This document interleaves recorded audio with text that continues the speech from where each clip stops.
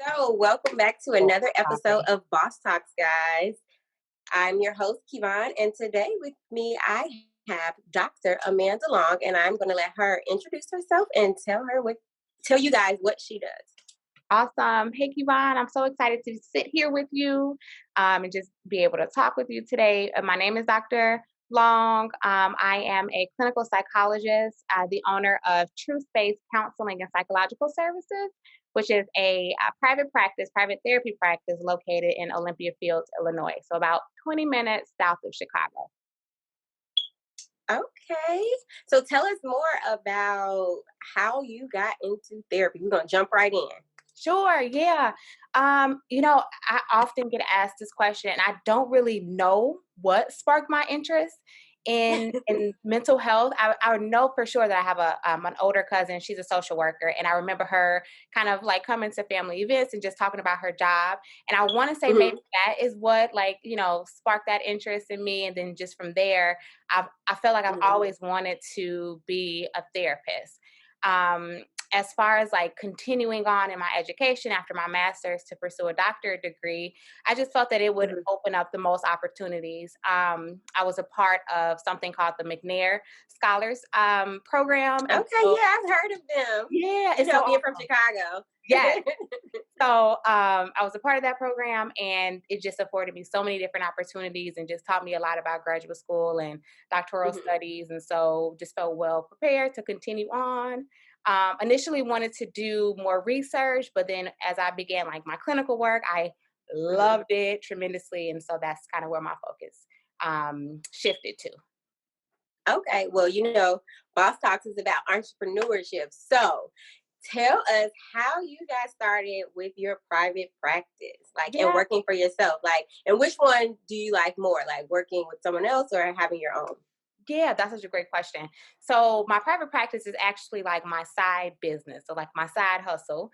And I Mm-hmm. actually have like probably half of the caseload that a full time clinician would have in private practice. So I Mm-hmm. see clients on Saturdays and 1 to 2 days out of the week in the evenings.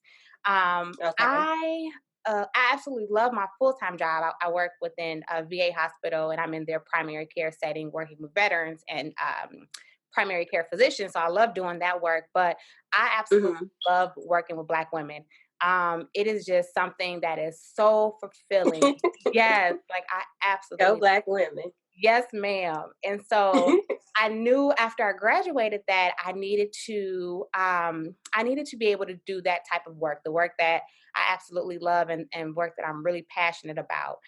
Mm-hmm. So that really sparked my interest in kind of branching off and starting my own practice. And so prior to doing that, though, I was working under a Black woman psychologist, and she kind of taught me the ins and outs of just private practice and just was so awesome and gracious and volunteered to be my mentor and pay me for the work that I was doing. So that was like a double win. Okay. Yes, sis. Right. And so I was under her wing for a year and then decided to just branch out and start my own practice. So, How did you so my next question is going to be like, how did you find your niche, your target market? Like, what made you decide that Black women were going to be your target area and who you wanted to work with? yes. I think so when I would do like clinical work, I always recognized that there were not many clinicians, psychologists specifically, that looked like me. And whenever I would Mhm. go into these settings for my clinical work or my internship kind of work, I would Mhm. I recognized that like there were so many Black women that would gravitate to me and would want to work with me because I was the only Black woman therapist. And so from there, I Mhm. recognized like obviously there's a huge need. I think therapy is becoming more popular among Black people, which I am so excited about. Yes, which I am happy for. It's so taboo. I Yes. mean, I don't know if you know this about me, but I have my degree in psychology, Oh, and I I love it. never worked with a Black woman therapist. I worked with women, but they Hmm. were white women, and Hmm. so Yeah. I mean, I was in child psych, so it was different, Sure. but like seeing a woman that looks like you in that field, Yes. never. Like, I worked on research grants. I was a research assistant for 3 years, and not once did I work with a Black clinician. Yes. Yes. And so I had the same experience.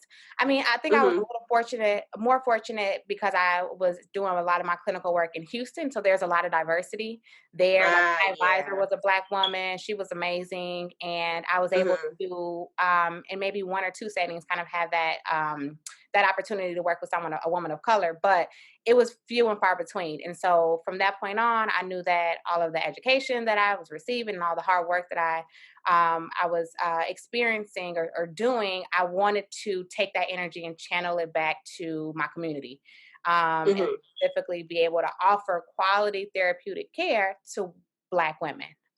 So that became like a top priority. And I also recognized when I started working at the private practice that my mentor had, that most of the referrals that I had were Black women that saw me on Psychology Today and wanted to work with me. And so it Mhm. wasn't difficult finding, you know, my demographic. Like I posted, Clientele. Mhm. yeah, I posted a picture and I was booked in like 2 weeks. I feel like because like I know in my search for a therapist, I'm looking for Black women because I feel like they can relate. Sure. And amongst Black women, therapy is needed. Like I feel like we take on that strong Black woman role so much that we Yeah. don't realize like overthinking is a form of anxiety. Yeah. Sleeping because you're tired all the time is a form of depression. Like we just think that we got to carry the weight of the world on our backs, Yeah. and it's okay. Like, and I feel like the world expects that of us too. Like, even with this past election, with them being like, oh, Black women saved us again, it's like, dang, like, we Yeah. always got to save Always. everybody. And who's going to help us? Yeah. Because Who's saving us? white women and their allyship is not really allyship all the time. Like, I'm not going to say, never, Mhm. but at the end of the day, you want somebody that looks like you, thinks like you, feels like you. Absolutely. Absolutely. And it's so funny that you share what you just shared just about Black women just having a lot on our plates. There's a statistic Hmm. that I like to share when I can get like engaged in speaking engagements like this, just this idea of weathering. And so weathering is the biological wear and tear on one's body. And Hmm.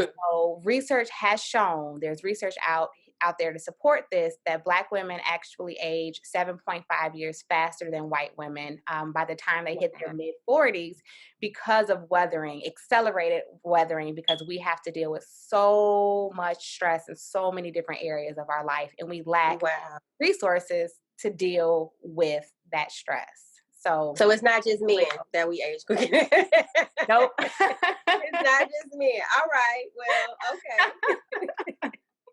Yes. So it's real. Like the burnout Mhm. that you feel, like the exhaustion Mhm. that you feel, the frustration, the irritability, like those are all results of feeling stressed, being burnt out, and not necessarily Mhm. having the support that you need, whether you're not seeking the support, you don't know how to seek it, or it's not available to you, not having the resources to cope with the stress that you're exposed to on a daily basis. Right. Like that's. It's tough. That's Thank why you you. need me in Thank the you for world. women like you that are here to help. Yeah, to help us. Yeah. So I know that you are big on self care, and Yeah. I recently launched my like self care candle collection, and that's kind of how we collaborated, guys. Mhm. So tell me a little bit about how you integrate self care and therapy, like Yes. besides just like the clinical side. Sure, sure. Do you mean like with my clients or like my personal life? Yeah, with your clients. Sure. Hmm. So I am big on self-care. I'm probably annoyingly big on self-care to my clients because it is Hmm. essential. So self-care is not like this Yes, it luxury is. where, you do it when you can go to the spa, or you have to Hmm. have money and get your hair done, get your nails done. Um, it's something that you should incorporate into your life on a daily basis, every day. You should be doing something Every day. for Mhm. you. And so, honestly, what I emphasize to my clients is this idea of sustaining self care consistently and with intention. And so, Mhm. often people will say, "Well, I don't have time to do that. I don't have time to engage in self care." And I know entrepreneurs specifically may just feel like I do Yes. not have this. I have to send invoices. I'm sending emails. I'm making Mhm. Instagram posts. Like I can't do it, sis. But I think it's important to acknowledge and recognize just how essential it is, and the fact that you Mhm. do have time if you're intentional about it, and if you can recognize just how important it is. And so, some things that I encourage to my clients are just taking small moments out of your day and keeping them for yourself. Mhm. And so, actually, my mentor, she created this acronym. Her name's Dr. Rebecca Hubbard, and it's BUS. And B stands for breaks, Mhm. U stands for unscheduled time, and S stands for scheduled time. She actually has a ebook on her website right now. If you Google search Rebecca, Oh, how you cool will is find it. that?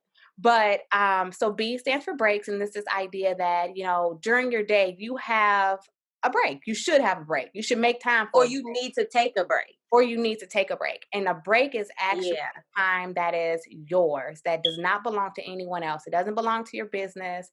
It doesn't belong to your Mhm. employer. That is your time. And so during your break, using that to engage in some form of self care, whether it's like sitting and stopping and eating your lunch without typing an email Mhm. or talking on your phone. 'Cause Um, we love to multitask, honey. Love it. Love it. And honestly, in order to really engage in self care, you have to be very present. And Mhm. it's not about being able to do all of these things and also eat. Or, I took care of myself. It's about having the ability to stop all of the other things to formally engage in self care and to take care of yourself. So I be love that. during breaks, eating your food, doing some deep breathing, listening to maybe something that's relaxing on a podcast or some relaxing music. The Mhm. U stands for unscheduled time. And so this is the time that you have when you're like walking to a colleague's office, or when you are walking maybe to, a meeting that you have, or you're driving Mhm. to a meeting, or you're driving to work. Like, you don't have to use that time to like talk to your home girl and listen to all her drama, You could or take it for you, like, this is you could my me time. it's your me time, absolutely. So you can listen to something Mhm. relaxing on, the radio, or you can just breathe. Like, how often do you just stop and just And like, just say, man, didn't that feel good? yes, like, right here in this moment, that was all self-care. So if you're Yeah. watching this, we gonna pause 5 seconds, breathe.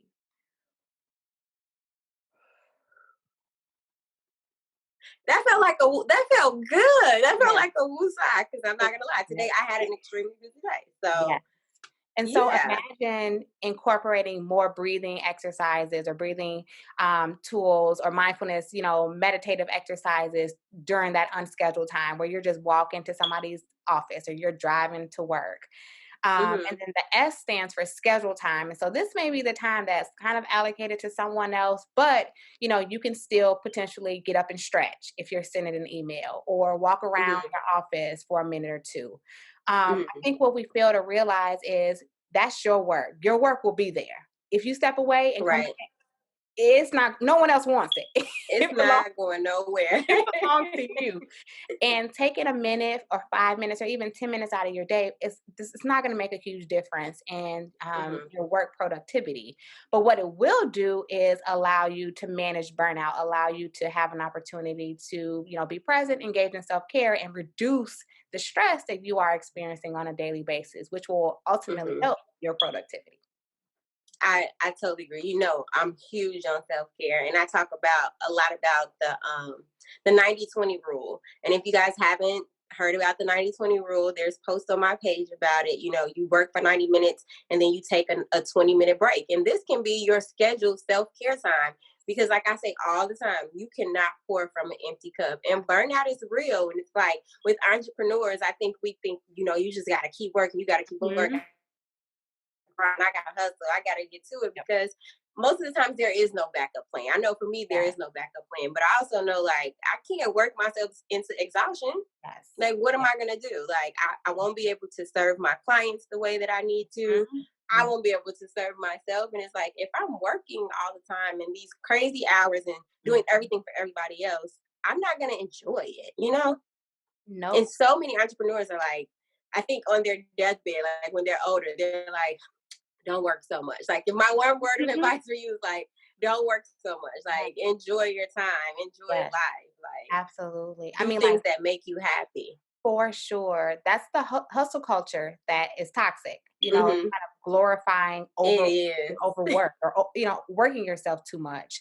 You Mhm. don't get an award at the end of the year for being like the most overworked person. Oh my goodness. No one I acknowledges promise you, that. there is no trophy for Come it. on. There is Baby no Ryan. trophy for it. You gonna end up in a hospital because you didn't get yourself a stroke or heart or something, because you didn't work too hard. Yeah. So Yes. yes. So my next question is for you. What motivated you, besides like not seeing other Black women in your field, to start your own business, like to start your side hustle? Yeah. My family's big on entrepreneurship. So Hmm.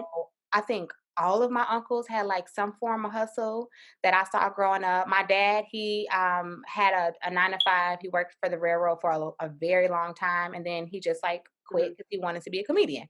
And Oh wow. he just started to be a comic, and so I watched him from, like, high school until now, like, promote his own shows, like, Oh wow. create, like, a lot of different, like, comedy shows within the city, help other comedians, like, find work, and so he really made his own money, by, being the promoter and also doing comedy. So I watched him do that and just, like, watched him kind of, interact with other people and kind of the ins and outs of that.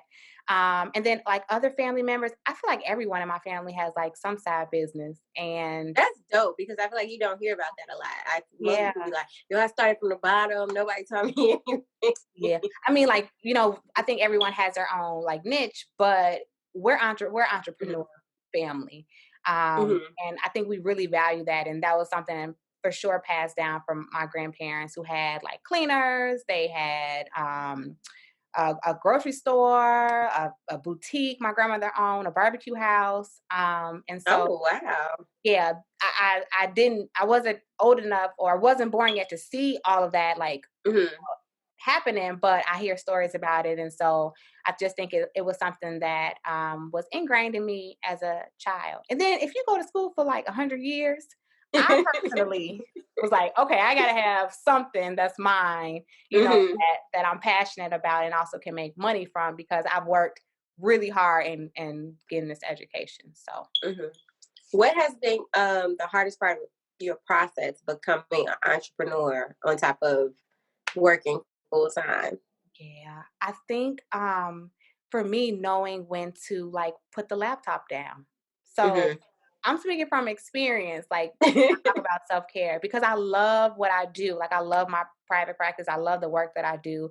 So it Mhm. doesn't always feel like work. And because it doesn't feel like a chore Right. and the fact that I can take my laptop with me anywhere in this house, I Mhm. sometimes don't recognize that like, girl, you've been on the laptop since 7:30 this morning at work and now it's 8 o'clock at night.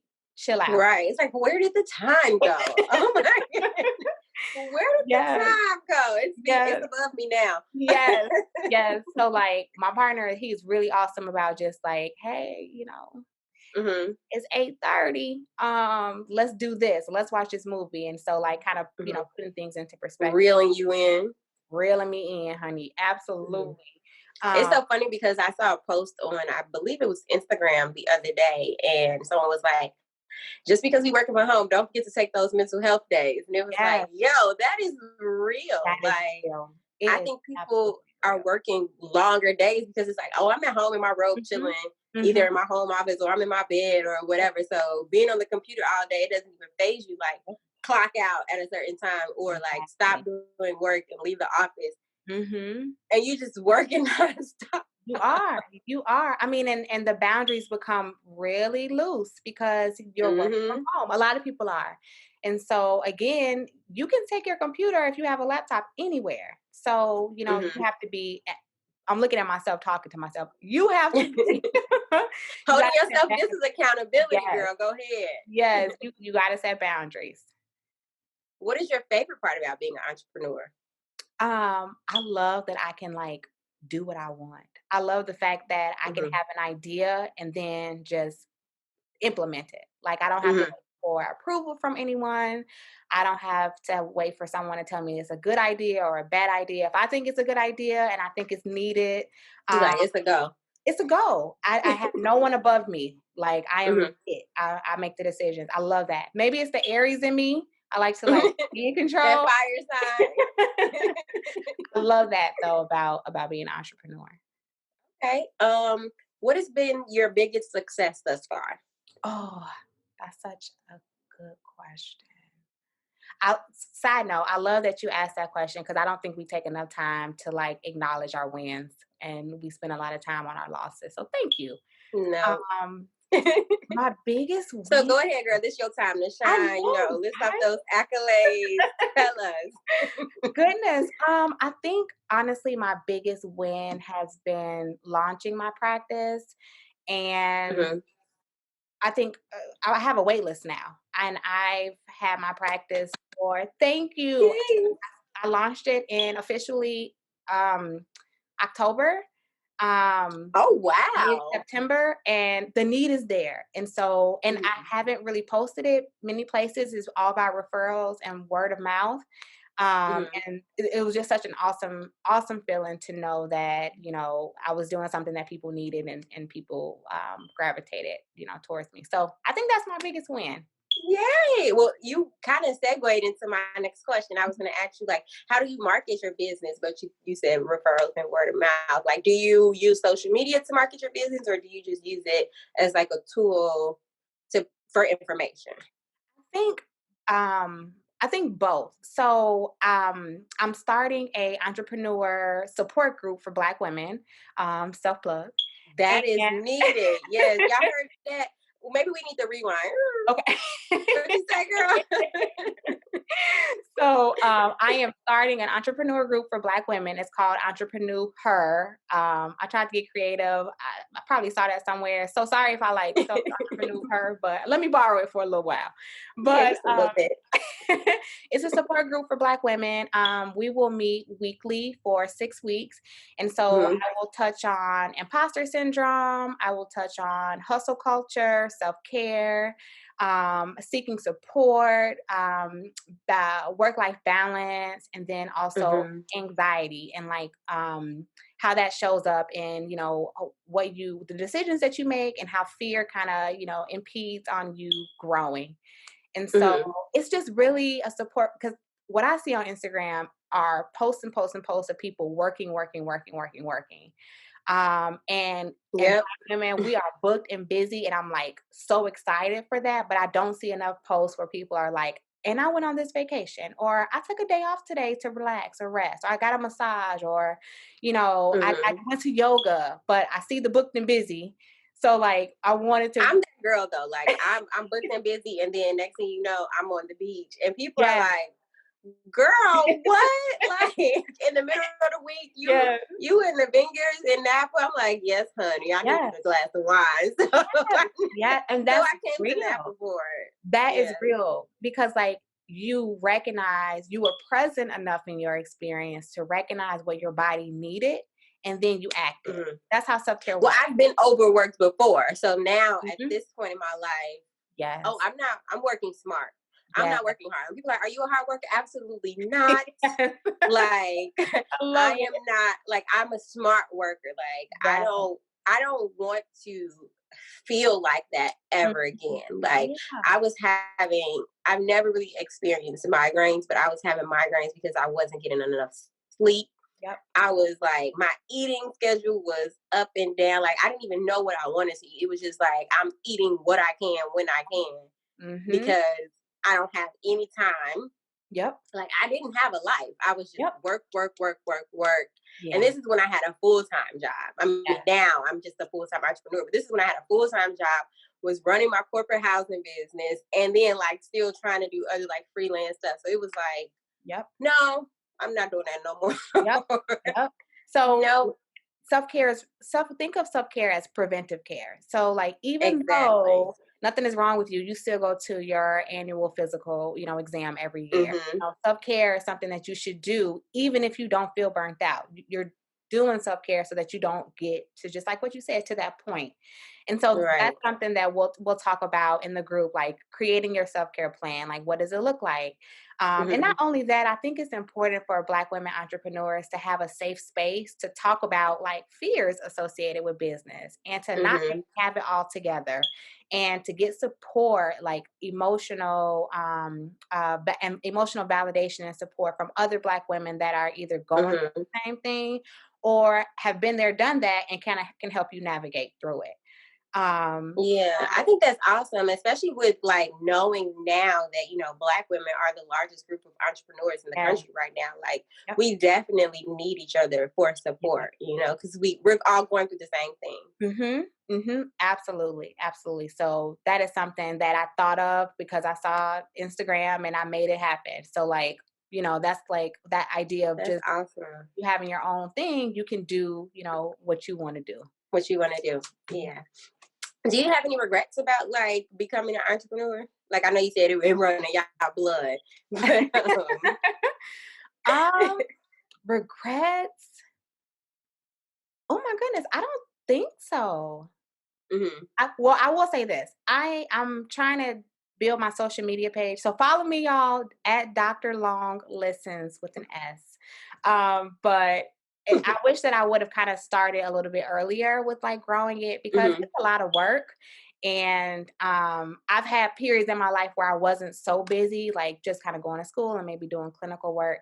But now Mhm. I have to kind of balance that and throw that in throw that on the to-do list. So maybe a Mhm. regret is not necessarily attaching onto social media earlier, and Mhm. kind of doing the professional page thing, but I'm doing it now. So And so you got to start somewhere. yeah.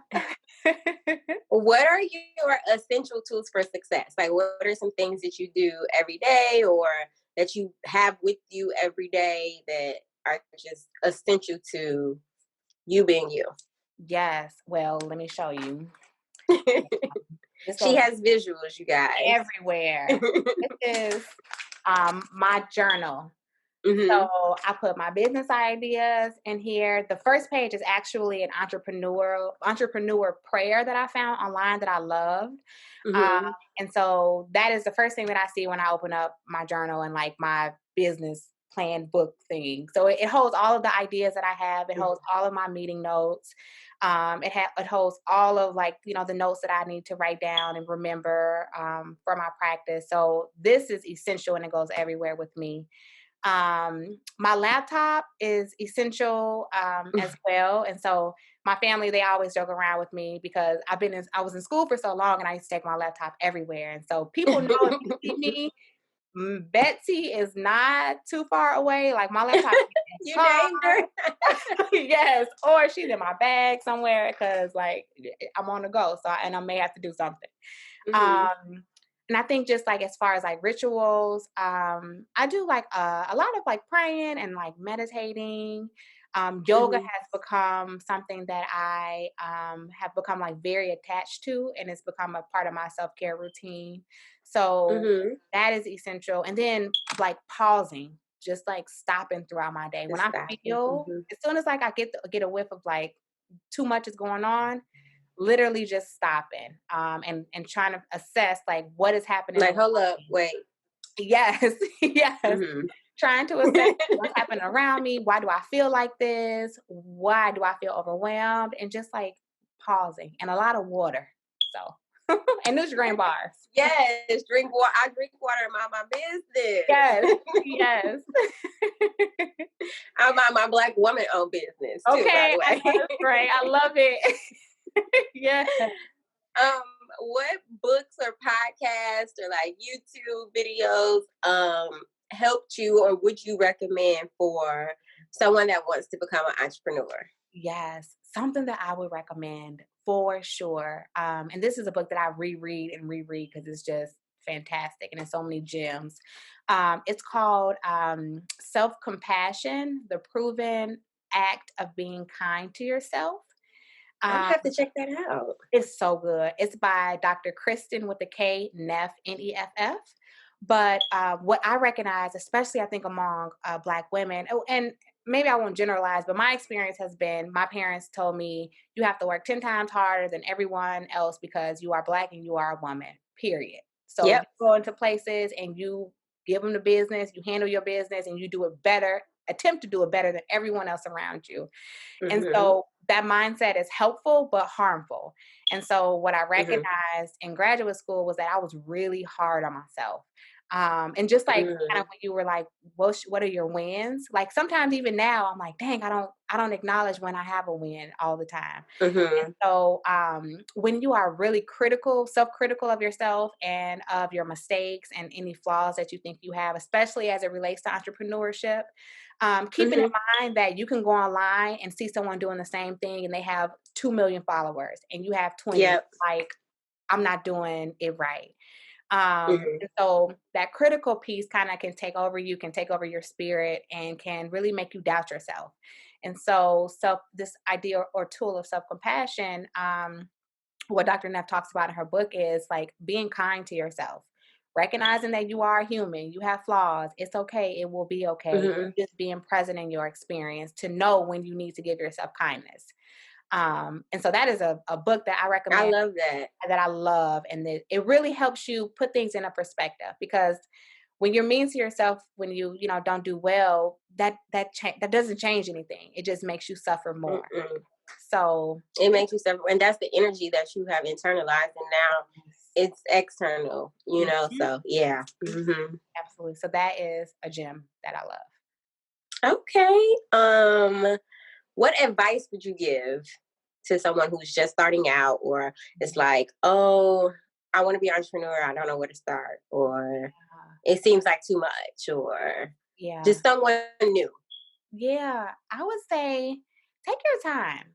And just find your niche and find what you're passionate about. So spend time learning who you are, learning what you value, learning what's important to you, and then think about, how can I capitalize off of this? Or what do Hmm. people need that I can provide, or that a service that I can provide, or something that I can offer.